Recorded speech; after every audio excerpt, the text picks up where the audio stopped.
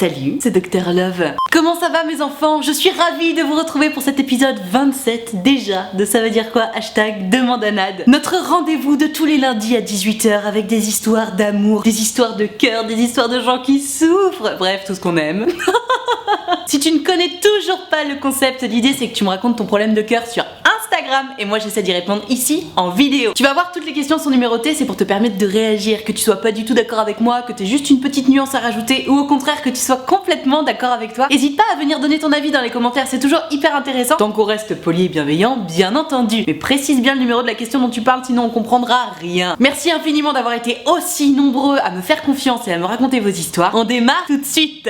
Ok, on commence avec une question non seulement de garçons mais en plus de garçons timides, et je sais que tu sois un homme ou une femme, de toute façon la timidité c'est quelque chose de très difficile à vaincre dans la vie. Et c'est donc Hugo qui me raconte en gros qu'il est trop timide et que c'est quelque chose qui lui bouffe la vie, et on lui a suggéré de faire du théâtre. Et donc il me dit, une personne qui est dans le milieu m'a dit que si je voulais faire du théâtre ça demandait beaucoup d'efforts, entre parenthèses travail sur l'impro, monter sur scène, etc. Il m'a conseillé à la place un spécialiste qui aide à s'ouvrir et à avoir plus confiance en soi. D'aller me voir moi quoi finalement.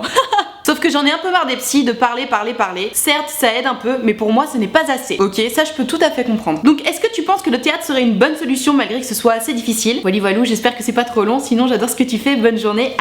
#demandanade. Alors mon cher Hugo, la timidité, c'est un problème, donc comme je le disais, qui touche beaucoup de gens, et vouloir vaincre sa timidité, c'est déjà une grosse partie du travail. Ça veut dire que t'en as marre d'être timide, t'en as marre de te poser toi-même des limites qui ne te plaisent pas en fait, qui t'étouffent et t'as envie de sortir de ça. C'est une super bonne idée et c'est une très bonne chose pour toi. Moi je suis tout à fait d'accord avec le fait que le théâtre, effectivement, ça aide à sortir de sa timidité, tout simplement parce que lorsque tu prends des cours de théâtre, t'as juste pas le choix. T'es obligé de sortir de ta zone de confort. T'es obligé d'arriver sur une scène, de parler devant les autres, de te ridiculiser, entre guillemets, parce qu'il y a plein d'exercices de théâtre qui t'apprennent à te ridiculiser, justement, devant les autres, tout en assumant, puisque de toute façon, tout le monde fait pareil. Et c'est vraiment passionnant dans ce sens-là. Donc, prendre des cours de théâtre, pour moi, de toute façon, par rapport à sa façon de s'exprimer, à sa façon de se tenir en société, etc., et même par rapport à la timidité, je suis tout à fait d'accord, c'est une très bonne chose. Je suis pas d'accord avec ton pote qui est dans le milieu et qui te dit que c'est beaucoup de travail sur l'impro, nanana. Non, en fait, prendre des cours de théâtre, évidemment, c'est du travail, mais c'est aussi un loisir, dans le sens où t'en fais pas ton métier, c'est juste un loisir. Et non, c'est pas vrai, ça demande pas beaucoup de travail, ça demande de la volonté pour s'investir, pour oser faire les choses. Mais je suis pas d'accord, pour moi c'est pas beaucoup de travail, c'est juste de l'investissement, et c'est autre chose à mon sens. Tu me dis que t'en as marre de parler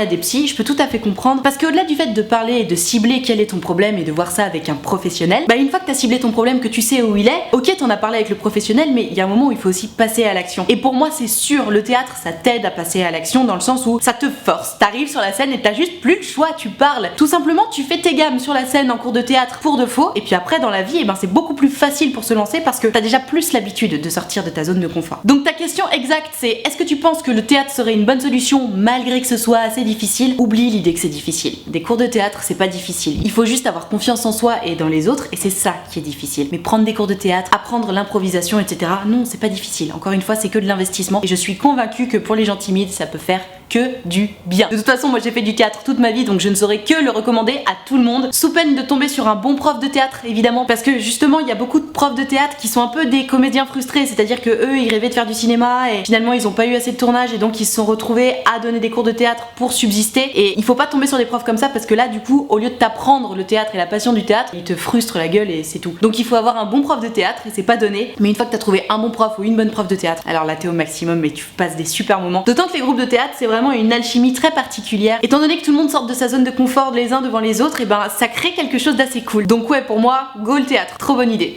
Ok, on enchaîne avec le dilemme cornélien de Claire, qui me raconte qu'en gros elle était avec un mec depuis 3 ans et demi, donc relation importante. Il lui disait qu'elle était la femme de sa vie, blablabla, elle l'a cru à balle. Et puis un jour il l'a appelé, il lui a dit coucou, on va arrêter parce qu'en fait je crois que je suis plus trop amoureux de toi, merci, salut. Et donc elle me raconte, bien sûr suite à ça j'ai eu ma période de dépression, mais quand je me suis un peu reprise en main, j'ai décidé de sortir avec des copines. Très bonne initiative. Pour sortir d'une rupture il faut passer à autre chose. Même si on a juste envie d'être dans son canapé à pleurer toute la journée, il y a un moment où il faut dire ok stop, j'ai suffisamment pleuré et maintenant je vais de l'avant, j'arrête d'avoir la flemme de sortir de voir des gens, parce que c'est la seule façon de passer à autre chose. Et donc la suite de l'histoire, et c'est donc à une de ces soirées avec mes copines que j'ai rencontré un nouvel homme avec qui le feeling est passé directement. Ah, qu'est-ce que je disais? Il est au courant de la situation par rapport à mon ex. Je lui ai dit que je n'étais pas prête à me réengager dans une nouvelle relation car je n'arrive pas à oublier mon ex. Malgré tout, j'aime beaucoup ce garçon et il s'est même déjà passé quelque chose un soir.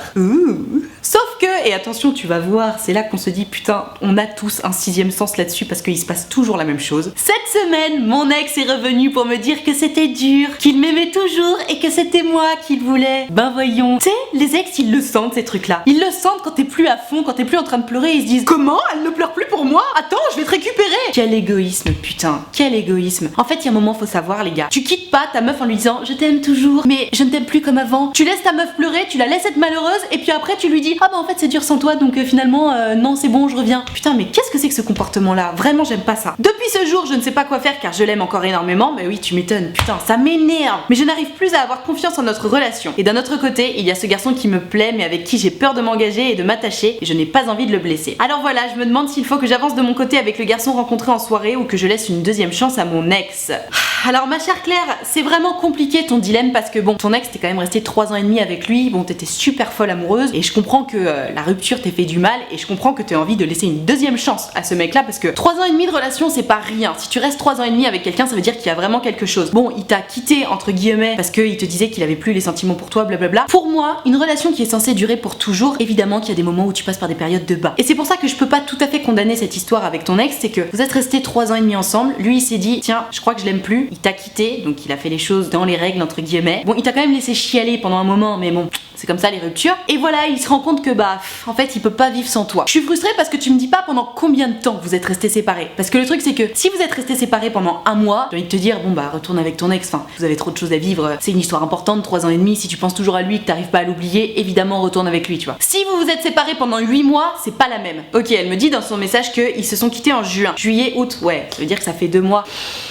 Bon Claire, vous êtes restés 3 ans et demi ensemble, ça fait 2 mois que vous êtes séparés, au bout de 2 mois il revient en me disant écoute en fait je peux pas vivre sans toi. Moi ce que je t'invite à faire, c'est de vérifier ce qui s'est passé pour lui pendant ces 2 mois. Parce que toi à la limite, bon, il t'a largué, t'as essayé de passer à autre chose, il s'est passé un truc avec ce nouveau mec, bon bah libre à toi en fait, t'avais juste le droit, tu pensais qu'il reviendrait pas, et évidemment tu le devais plus rien, et t'as très bien fait de faire ta life à côté. Lui, de l'autre côté, j'aimerais bien savoir ce qui s'est passé. Est-ce qu'il s'est mis avec une petite meuf pendant 2 mois et puis finalement ça a pas fonctionné, et puis finalement il s'est dit oh bah en fait je vais revenir avec Claire parce que j'étais bien confortable avec elle? Si c'est le cas, c'est évidemment mort. Ça veut juste dire que le mec il a peur de se retrouver tout seul et toi t'es pas un chien de compagnie, t'es une femme et t'as besoin d'un homme qui t'aime. Bon, de l'autre côté, si tu te rends compte qu'il a touché à aucune meuf, qu'il est vraiment resté concentré sur lui et sur ce qu'il ressentait pour toi et qu'il a fait que se poser des questions là-dessus et que vraiment il est resté nickel chrome, là pour moi c'est sûr il faut se remettre avec lui. Bon, exit les bisous d'un soir ou quoi que ce soit, ou même les histoires d'un soir, vous étiez plus ensemble, tu vois, même si c'est tapé une autre meuf en soi, c'est pas grave. Moi ce que j'aimerais savoir c'est s'il est sorti vraiment avec une autre nana ou pas, parce que en soi en 2 mois en principe t'as pas le temps de recréer une histoire, surtout après une histoire qui a duré 3 ans et demi, tu vois. Donc la question que je me pose c'est est-ce que en vrai il t'a quitté pour une nana et tu le savais pas, ou est-ce qu'il t'a vraiment quitté pour la vraie raison qu'il t'a donnée, c'est-à-dire ses sentiments pour toi avaient changé d'après lui et il avait besoin de se recentrer sur lui-même. C'est à cette question pour moi que tu dois répondre. Donc s'il y avait anguille sous roche, c'est-à-dire qu'il t'a quitté pour une petite nana, franchement concentre-toi sur le nouveau mec que tu viens de rencontrer, parce que il s'agit pas de redonner ta confiance à quelqu'un qui non seulement t'a blessé mais en plus s'est foutu de ta gueule. Par contre, s'il est resté straight et qu'il a fait les choses bien, c'est-à-dire qu'il y avait pas de nana, il y avait pas d'anguille sous roche et qu'il avait juste besoin de se recentrer, là je pense que tu peux vous donner une nouvelle chance. Après évidemment c'est que mon avis, regarde bien dans les commentaires, je suis convaincue qu'il y a plein d'abonnés qui ont donné leur avis là-dessus et mon avis n'est évidemment pas le seul et l'unique. C'est important que tu prennes les avis de plein de gens autour de toi, mais surtout c'est important que t'écoutes ta petite voix à l'intérieur. Au fond de toi, tu sais ce dont tu as envie. Tu sais si t'as envie de redonner une chance à ton ex ou si t'as envie de tester quelque chose de nouveau justement avec ce mec-là que t'as rencontré, qui a l'air cool, avec qui il s'est déjà passé quelque chose. Libre à toi en fait, tout simplement. Mais pense à toi. Lui là, son comportement, il est un tout petit peu égoïste quand même. C'est-à-dire que bon, il t'a quitté, allez ciao, et puis finalement, oh, je peux pas vivre sans toi et hop, il revient. Toi pendant ce temps, t'as été triste, t'as essayé de passer à autre chose, etc. Essaie de bien te rendre compte de si la raison pour laquelle vous vous êtes séparés est toujours présente ou pas, et si elle risque de se représenter ou pas. Parce que bon, ça fait 3 ans et demi que vous êtes ensemble. Là, si vous vous remettez ensemble, on espère quand même que c'est pour la fin de la vie. Est-ce que tu vas faire des enfants avec ce mec-là? Est-ce que t'en as envie? Est-ce que t'as envie de passer la fin de tes jours avec ce mec-là ou pas? Si la réponse est non, franchement, concentre-toi sur la suite, passe à autre chose. Si la réponse est oui, évidemment, fonce. Si c'est l'homme de ta vie, une petite rupture de 2 mois, tu sais, ça arrive à beaucoup de couples, notamment ceux qui restent ensemble pendant des années. Y a pas de couple sans histoire à la con qui se sont pas séparés ou qui ont pas eu une grosse période dark. C'est normal, tu sais. Enfin, juste, tu passes ta vie avec une personne, évidemment que tu passes par des périodes de bas. Et si c'était juste une période de bas entre ton ex et toi, eh ben, il va falloir que vous vous pardonniez l'un l'autre. C'est pas grave, ça arrive. Et si vous vous remettez ensemble dans de bonnes conditions derrière ça, ça vous rendra que plus fort. Donc n'hésite pas à venir me raconter la suite parce que pour le coup, je suis très curieuse de savoir ce que tu vas faire et surtout de savoir ce qui s'est passé pour lui là pendant cette période de rupture. Et puis ben, je te souhaite vraiment le meilleur et je te souhaite de faire le bon choix, même si je suis sûre que tu vas le faire. Courage.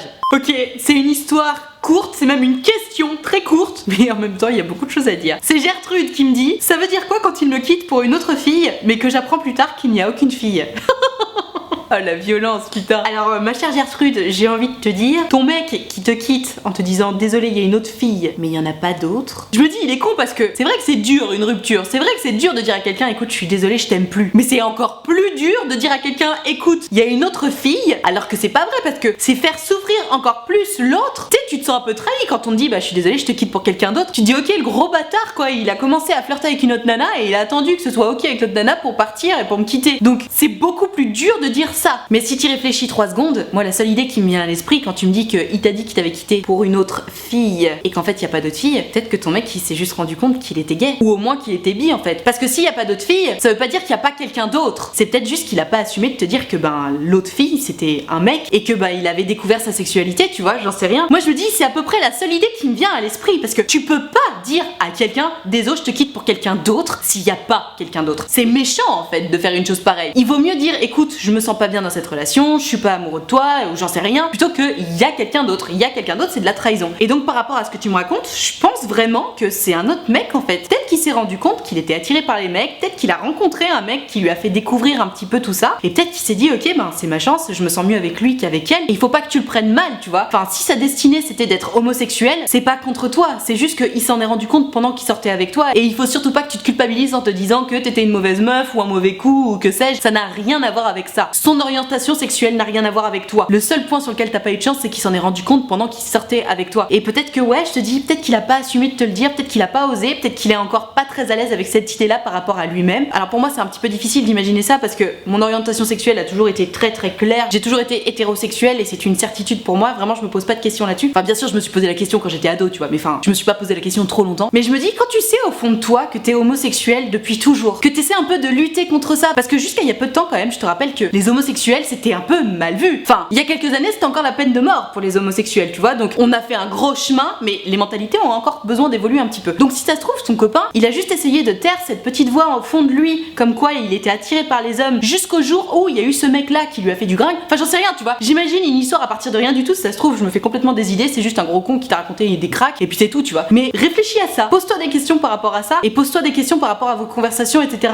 Tu le connais mieux que moi ton copain. Si tu sens que ça résonne en toi ce que je te raconte, que peut-être qu'il s'est rendu compte qu'il était homosexuel, c'est sans doute que c'est la vérité. Si tu te dis mais non mais c'est juste impossible, je le connais trop bien, c'est pas possible, bah peut-être que ça veut dire que je me trompe complètement et que je suis partie complètement en live dans mes suppositions, j'en sais rien. Mais hésite pas à me dire toi ce que t'en penses dans les commentaires et toi viens me raconter ce qu'il en est pour cette histoire parce que pour le coup je suis drôlement curieuse de savoir. En tout cas quoi qu'il arrive, dans tous les cas il t'a quitté, donc passe à autre chose, vraiment. Enfin essaie pas de te raccrocher à lui ou quoi que ce soit. Il t'a quitté, il t'a raconté des cracks, quoi qu'il en soit, hein. Qu'il soit effectivement homosexuel et qu'il vienne de s'en rendre compte, ou alors qu'il t'ait fait croire qu'il y avait une nana alors qu'en fait il y avait personne d'autre, dans tous les cas c'est mort. Que s'il est homosexuel, il ressortira plus avec toi. Et si t'as raconté des cracks pareils alors qu'il y avait juste à dire désolé je veux plus être avec toi, c'est qu'il est taré. Donc dans tous les cas, tu sais que c'est mort. On enchaîne avec la dépression de l'année. Bonjour Nad, voilà j'ai 19 ans et je me suis séparée de mon copain il y a 2 semaines et je ne m'y attendais pas du tout. Aïe, ça fait mal. J'ai depuis beaucoup d'angoisse, la peur de finir célibataire à vie, de ne pas retrouver quelqu'un comme mon ex, quelqu'un qui m'accepte pas moi et tous mes défauts. Mais attends. T'as peur de pas retrouver quelqu'un comme ton ex? Tu veux dire que t'as peur de pas retrouver quelqu'un qui te quitte alors que tu t'y attendais pas du tout? Mais mon dieu. J'ai très peu de confiance en moi avec le fait que j'ai raté ma première année de kiné. Je comprends. Que le blocus est long et fatigant et en plus maintenant avec ma rupture, je suis complètement perdue. Aide-moi s'il te plaît, demande à Nad. Romane, tu serais pas un peu une drama queen, ma cocotte? Alors oui, j'entends, c'est une période difficile pour toi. T'as loupé ton année de kiné, ça arrive. Surtout les premières années de ces filières-là, tout le monde sait que généralement t'en fais 2, donc à partir de là, on ne déprime pas. C'est presque normal de l'avoir loupé, tu vois. Ensuite, bon, ça s'est terminé avec ton copain, tu t'y attendais pas. Là, je comprends que t'es vraiment le seum aussi. Mais pareil, il faut arrêter de s'imaginer le monde de sa face la plus dark. T'as 19 ans, c'est pas parce que tu t'es fait larguer par ton mec alors que tu t'y attendais pas du tout que tu vas être célibataire à vie. T'as 19 ans, allô. Il faut se détendre, Romane. Une rupture, c'est juste un step supérieur que tu passes dans la vie, c'est-à-dire que bon bah tu termines une histoire et puis tu vas en recommencer une autre, on sait pas quand, mais c'est aussi le plaisir de la vie, c'est se dire que bon bah je ne sais pas de quoi demain est fait, je vais faire en sorte que demain soit fait de plein de choses qui me plaisent, qui m'intéressent, de plein de rencontres, de plein d'apprentissages. Tu vois ce que je veux dire? Toi là t'es en mode oh là là, le blocus c'est long, ça me fatigue, et puis ma rupture, et puis ceci, et puis cela. Tu te prends la tête toute seule, tu te fatigues toute seule. Parce qu'en soi le blocus, alors Alors j'apprends ça par toi parce que j'avoue je suis pas trop les news, mais oui c'est long un blocus, c'est chiant, mais en quoi ça te fatigue? Enfin, tu peux juste rien faire contre le blocus, tu vois, c'est pas à toi de régler ce truc là, donc déjà on oublie ce problème là. Donc tu me dis que ta rupture et tout c'est difficile, ça je comprends, mais ta rupture pareil, il faut la consommer, bon bah vous êtes séparés, tu t'y attendais pas, mais arrête de te mettre dans l'idée que tu vas rester célibataire à vie ou quoi que ce soit, non, mets-toi dans l'idée que d'abord il faut que tu oublies ce mec là, et puis une fois que tu auras commencé à te sentir mieux dans cette idée là, tu recommences à sortir avec tes copines, tu recommences à te trouver un équilibre seule, à te trouver heureuse seule, et tu vas voir, la vie va aller de l'avant, tu vois, parce que tu te rends compte de ce que tu me dis dans ce message, et vous êtes tellement nombreux à me dire ça, après vous êtes fait larguer, j'ai peur de pas retrouver quelqu'un comme lui, mais putain, mais lui il t'a largué, qu'est-ce que tu veux retrouver quelqu'un comme ça? Et tu me dis en plus, j'ai peur de pas retrouver quelqu'un qui m'accepte tel que je suis avec tous mes défauts comme lui, mais c'est pas vrai, il t'accepte pas avec tous tes défauts puisqu'il vient de te larguer, tu t'y attendais pas, donc c'est pas vrai, t'inquiète pas, tu peux que trouver mieux en fait. Donc ma chère Romane, j'ai quelques bons conseils à te donner. Déjà arrête le drama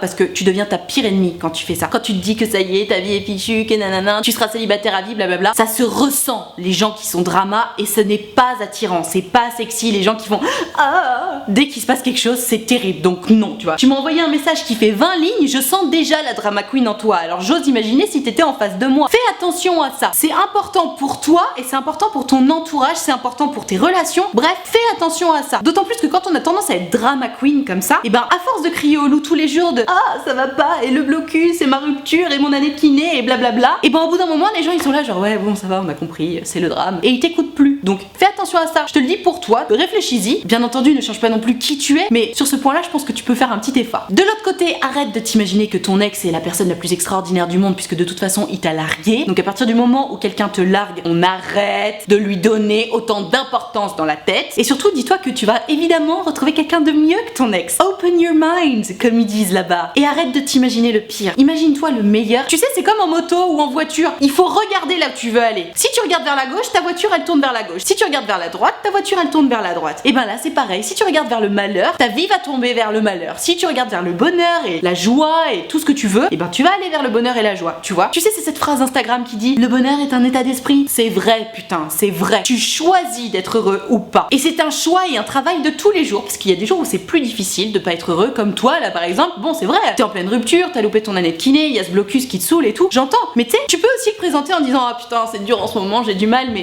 allez je tiens le coup, au lieu de dire oh, je suis fatiguée, non, tu vois ce que je veux dire, c'est simplement des façons d'appréhender les choses. Tu peux avoir le même discours mais en le présentant tout à fait différemment, et tu verras, tu seras prise beaucoup plus au sérieux par les gens, et surtout toi tu vas te sentir beaucoup mieux. Courage, tu peux le faire, ça ne tient qu'à toi, je suis sûre que tu vas y arriver, je t'envoie tout mon courage et tout mon amour.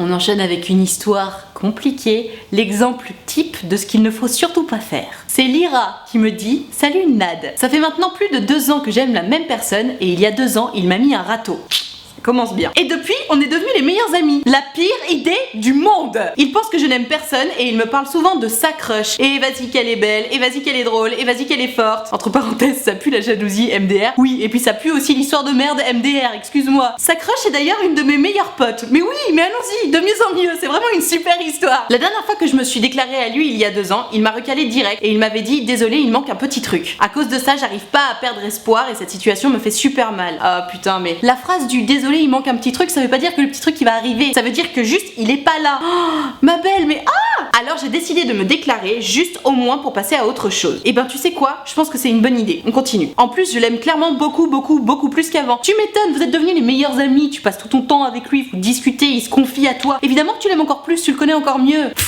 Je le vois dans 1 mois et je stresse déjà tellement que j'en ai mal au ventre. Quand je m'étais déclarée il y a 2 ans, je l'avais fait par message, mais je ne veux pas cette fois-ci. J'ai préparé tout ce que je voulais lui dire, mais je suis sûre que je vais tellement stresser que j'arriverai juste à dire je t'aime. Et après je ne saurais plus quoi répondre à sa réaction. Voilà, j'espère que tu pourras m'aider, merci d'avance et bravo, t'es génial, demande à Nad. Lyra, t'es trop mignonne, j'ai trop de compassion pour toi parce que t'es amoureuse de ce mec-là, il t'a dit non, donc tu t'es dit ok, je peux pas le perdre de vue, donc t'es devenue sa meilleure copine par défaut. C'est la pire des idées du monde. Un mec dont t'es amoureuse qui te dit non, on coupe les ponts, ma biche. On devient pas sa meilleure amie parce que sinon on se retrouve exactement dans la situation dans laquelle tu es. C'est-à-dire qu'il te parle de ses crushs, évidemment. Et putain, là en plus, tu me dis que la meuf avec qui lui veut sortir, c'est une de tes meilleures amies. Il y a complètement un conflit d'intérêts en fait. C'est-à-dire que pour servir ta meilleure amie et ton meilleur ami, tu dois faire en sorte qu'ils soient ensemble, sauf que toi tu peux pas parce que t'es love de ton meilleur ami. Donc ça crée une espèce de triangle amoureux à la con dans lequel tu n'es juste pas la bienvenue en fait, parce que tu mitonnes un peu à tout le monde finalement. Tu lui mitonnes à lui, tu lui fais croire que t'es pas amoureuse de lui alors que t'es amoureuse de lui. Et évidemment que ça te fait souffrir. Donc tu me dis me dis que la situation est devenue tellement difficile pour toi que t'as prévu de le lui dire en face, je pense que t'as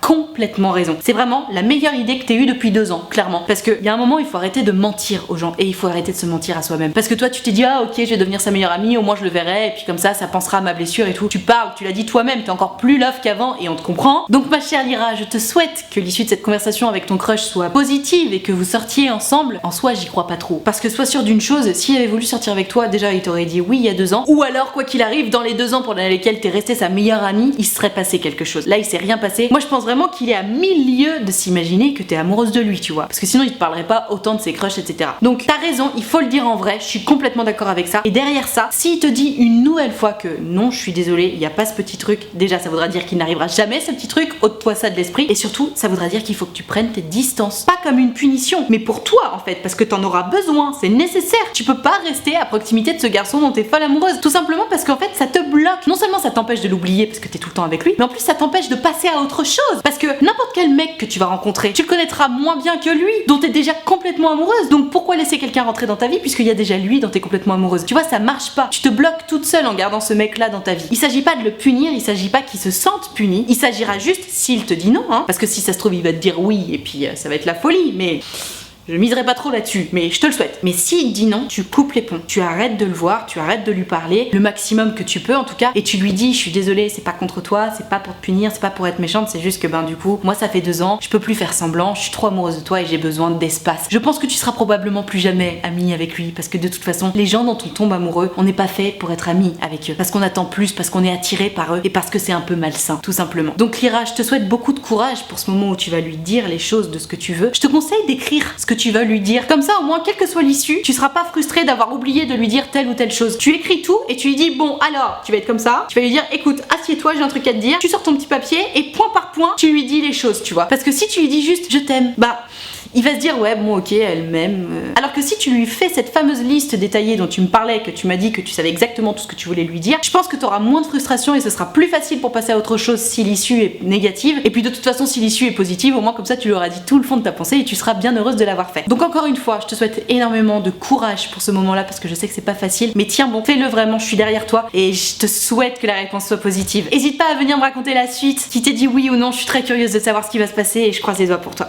Voilà, je vais m'arrêter là pour ce Demande à Nat numéro 27. J'espère que toutes ces histoires t'auront appris des choses, t'auront aidé à y voir plus clair sur tes situations, celles de tes potes ou que sais-je. Si c'est le cas, mets-moi un pouce bleu s'il te plaît, fais-le pour de vrai. Tu cliques sur le pouce bleu right now, ça me fera drôlement plaisir parce que ça récompense mon travail et puis en plus ça me permet de savoir que tu l'as aimé. Double emploi. C'est d'ailleurs à peu près aussi important que de t'abonner à cette chaîne YouTube, donc fais-le aussi vraiment maintenant. Tu cliques sur s'abonner et surtout tu cliques sur la cloche juste à côté, comme ça t'auras une notification à chaque fois que je sors une vidéo. Le feu, non? Comme ça t'en loupes aucune. Si tu veux pouvoir participer aux prochaines vidéos en me racontant ton histoire, c'est évidemment sur Instagram que ça se passe. Donc tu n'as qu'à venir me suivre et surtout il faut bien regarder mes stories parce que c'est dans les stories que je dis hello, je suis en train de préparer telle vidéo. Tu peux me raconter ton histoire soit dans les messages privés ou soit dans la boîte à questions que je mets selon le type de vidéo. Donc bien regarder les stories pour tous celles et ceux qui me demandent comment on fait pour savoir quand est-ce que c'est le bon moment pour t'envoyer notre histoire. Regarde les stories. Et puis tu verras, je poste aussi des petites photos et régulièrement je fais des petites vidéos maintenant qui ressemblent au ça veut dire quoi. Donc si tu veux venir voir, je t'attends dès à présent sur Instagram. Je profite de la fin de cette vidéo pour t'annoncer que bientôt mon site internet va sortir. Étant donné que cette vidéo sort dans quelques jours, peut-être qu'il sera même déjà sorti au moment où je poste cette vidéo. J'ai drôlement hâte de vous le montrer. C'est pour faire du Dr Love mais de façon un petit peu plus professionnelle. Donc j'ai hâte de vous en parler un petit peu plus. Et je te rappelle au passage que l'option de souscription payante à ma chaîne YouTube est activée. Ce sont les abonnés de diamant. Très simplement, c'est 5 € par mois. Il y a évidemment aucune obligation. Mais on a un groupe Facebook dans lequel on discute tous ensemble. Je fais des lives Facebook exclusifs pour les abonnés de diamant. Et aussi et surtout, si tu veux me raconter ton problème de cœur directement, tu peux le faire si tu fais partie des abonnés de diamant parce que je suis amie sur Facebook avec tous les membres de ce groupe. Donc si ça t'intéresse, n'hésite pas, ils sont tous hyper sympas, hyper bienveillants et il y a une très bonne ambiance. Merci infiniment d'avoir suivi cette vidéo en entier et moi en attendant la prochaine vidéo, je te fais des très gros bisous. Ciao.